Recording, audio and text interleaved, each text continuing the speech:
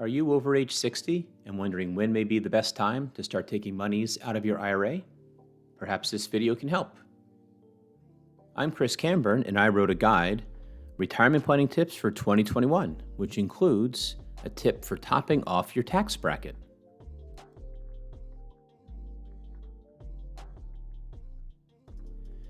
The guide is designed for the investor over age 60 who is currently retired or seeking to retire within the next few years. There's many ways to manage your savings and investments, and a few of my techniques are described within this guide. And although I'm providing you with information that's timely as of this writing, the rules change every now and then, so be sure to fact check all the information presented within or contact us for a personal consultation. A link to the guide is listed below, and it also includes a Social Security analysis and serial conversions IRA to Roth IRAs. If you like this video, click to like it, subscribe to the channel, share it with a friend, and let's get into things. So what is topping off your tax brackets?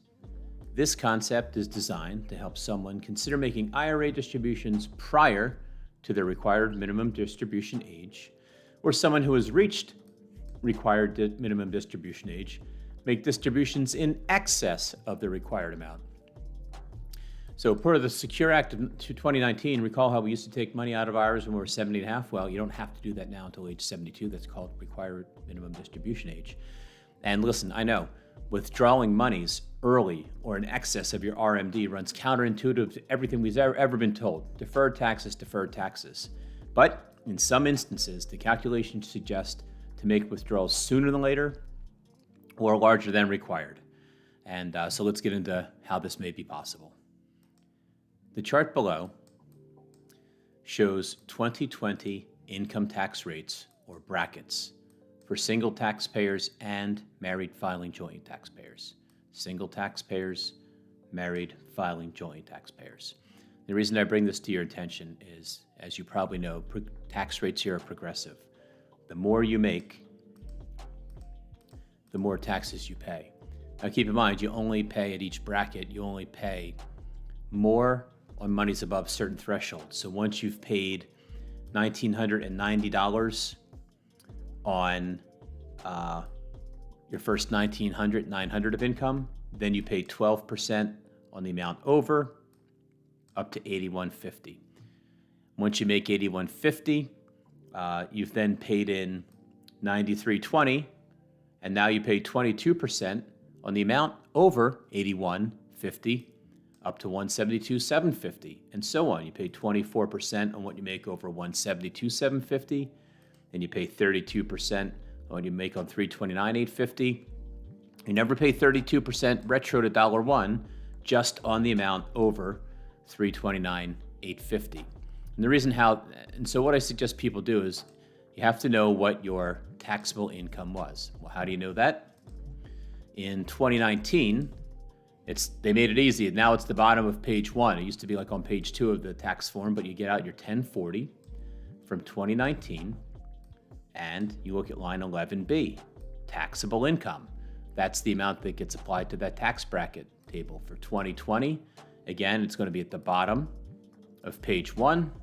Nice and easy to find now. It's line 15, taxable income, and that's the number that you apply. And that's the number that you apply over to the table to see what tax bracket you're going to fall into.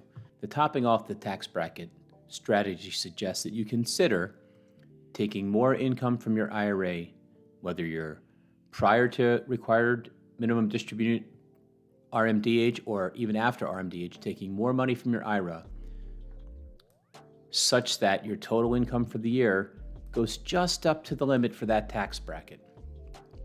There's a couple reasons for this. One, if you're before required minimum distribution age and you're expecting your required minimum distribution to be significant, it might bump you into the next tax bracket. So by taking out monies now, you might be able to govern yourself or limit yourself to a lower rate. Consider someone with a $2.5 million IRA. The required distribution is going to be about $100,000 a year. So does that $100,000 move you from 81 into the 172 range? Or can you take out that 100 and stay between 172 and 329 so that you don't go over 329 and into the 32% tax bracket. I don't know. That's what I'm suggesting you look at, and that you top off your tax bracket today so that you don't go over these limits tomorrow. Also, something unfortunately that came to my attention. Let's consider you're all in. You're going to be at $200,000 even after your distributions, and you're married filing jointly. Well, $200,000 is the excess from the excess over $172,750 to $200,000. That excess is taxed at 24%.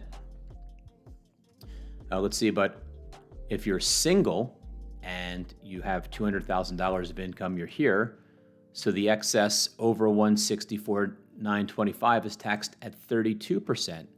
So marrying filing jointly pays less taxes on $200,000 than a single person does at $200,000. And the reason I mention this, if you're married filing jointly and one spouse passes away, the surviving spouse has 2 years to file married filing jointly.